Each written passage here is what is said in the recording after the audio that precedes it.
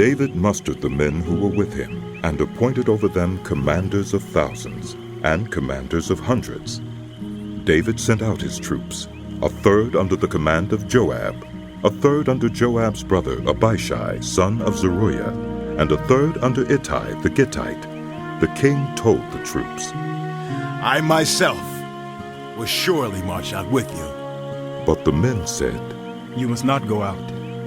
If we are forced to flee, they won't care about us. Even if half of us die, they won't care. But you are worth 10,000 of us. It would be better now for you to give us support from the city. The king answered, I will do whatever seems best to you. So the king stood beside the gate while all his men marched out in units of hundreds and of thousands. The king commanded Joab, Obashi, and Ittai, Be gentle with the young man Absalom, for my sake. And all the troops heard the king giving orders concerning Absalom to each of the commanders. David's army marched out of the city to fight Israel, and the battle took place in the forest of Ephraim. There, Israel's troops were routed by David's men, and the casualties that day were great, 20,000 men. The battle spread out over the whole countryside, and the forest swallowed up more men that day than the sword.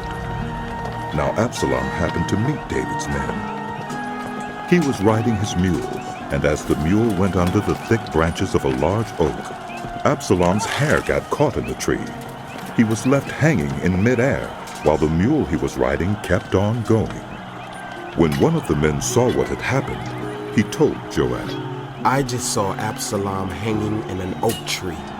Joab said to the man who had told him this, What? You saw him? Why didn't you strike him to the ground right there? Then I would have had to give you 10 shekels of silver and a warrior's belt. But the man replied, Even if 1,000 shekels were weighed out into my hands, I would not lay a hand on the king's son. In our hearing, the king commanded you and Obashi and Ittai protect the young man Absalom for my sake. And if I had put my life in jeopardy, and nothing is hidden from the king, you would have kept your distance from me. Joab said, I'm not going to wait like this for you. So he took 3 javelins in his hand and plunged them into Absalom's heart while Absalom was still alive in the oak tree. And 10 of Joab's armor-bearers surrounded Absalom, struck him, and killed him. Then Joab sounded the trumpet, and the troops stopped pursuing Israel, for Joab halted them. They took Absalom, threw him into a big pit in the forest, and piled up a large heap of rocks over him. Meanwhile, all the Israelites fled to their homes. During his lifetime, Absalom had taken a pillar and erected it in the King's Valley as a monument to himself. For he thought, I have no son to carry on the memory of my name. He named the pillar after himself, and it is called Absalom's monument to this day. Now Ahimaaz, son of Zadok, said, Let me run and take the news to the king that the Lord has vindicated him by delivering him from the hand of his enemies. You are not the one to take the news today. Joab told him, You may take the news another time, but you must not do so today, because the king's son is dead. Then Joab said to a Cushite, Go, tell the king what you have seen. The Cushite bowed down before Joab and ran off. Ahimaaz, son of Zadok, again said to Joab, Come what may, please let me run behind the Cushite. But Joab replied, My son, why do you want to go? You don't have any news that will bring you a reward. He said, Come what may, I want to run. So Joab said, Run. Then Ahimaaz ran by way of the plain and outran the Cushite. While David was sitting between the inner and outer gates, the watchman went up to the roof of the gateway by the wall. As he looked out, he saw a man running alone. The watchman called out to the king and reported it. The king said, If he is alone, he must have good news. And the runner came closer and closer. Then the watchman saw another runner, and he called down to the gatekeeper. Look, another man running alone. The king said, He must be bringing good news too. The watchman said, It seems to me that the first one runs like Ahimaaz, son of Zadok. He's a good man. the king said. He comes with good news. Then Ahimaaz called out to the king. All is well. He bowed down before the king with his face to the ground and said, Praise be to the Lord your God. He has delivered up those who lifted their hands against my lord the king. The king asked, Is the young man Absalom safe? Ahimaaz answered, I saw great confusion, just as Joab was about to send the king's servant and me, your servant, but I don't know what it was. The king said. Stand aside and wait here. So he stepped aside and stood there. Then the Cushite arrived and said, My lord the king, hear the good news. The Lord has vindicated you today by delivering you from the hand of all who rose up against you. The king asked the Cushite. Is the young man Absalom safe? The Cushite replied, May the enemies of my lord the king and all who rise up to harm you be like that young man. The king was shaken. He went up to the room over the gateway and wept. As he went, he said, Oh, my son, Absalom. Oh, my son, Absalom. Oh, if only I had died instead of you. Oh, Absalom, my son, no! Joab was told, The king is weeping and mourning for Absalom. and for the whole army the victory that day was turned into mourning, because on that day the troops heard it said, The king is grieving for his son. The men stole into the city that day, as men steal in who are ashamed when they flee from battle. The king covered his face and cried aloud, Oh, my son, oh, Absalom. Oh, Absalom, my son! Then Joab went into the house to the king and said, Today, you have humiliated all your men who have just saved your life and the lives of your sons and daughters and the lives of your wives and concubines. You love those who hate you and hate those who love you. You have made it clear today that the commanders and their men mean nothing to you. I see that you would be pleased if Absalom were alive today and all of us were dead. Now go out and encourage your men. I swear by the Lord that if you don't go out, not a man will be left with you by nightfall. This will be worse for you than all the calamities that have come on you from your youth till now. So the king got up and took his seat in the gateway. When the men were told, The king is sitting in the gateway. they all came before him. Meanwhile, the Israelites had fled to their homes. Throughout the tribes of Israel, all the people were arguing among themselves, saying, The king delivered us from the hand of our enemies. He is the one who rescued us from the hand of the Philistines. But now he has fled the country to escape from Absalom. And Absalom, whom we anointed to rule over us, has died in battle. So why do you say nothing about bringing the king back? King David sent this message to Zadok and Abiathar, the priests. Ask the elders of Judah, why should you be the last to bring the king back to his palace, since what is being said throughout Israel has reached the king at his quarters? You are my relatives, my own flesh and blood. So why should you be the last to bring back the king? And say to Amasa, are you not my own flesh and blood? May God deal with me, be it ever so severely, if you are not the commander of my army for life in place of Joab.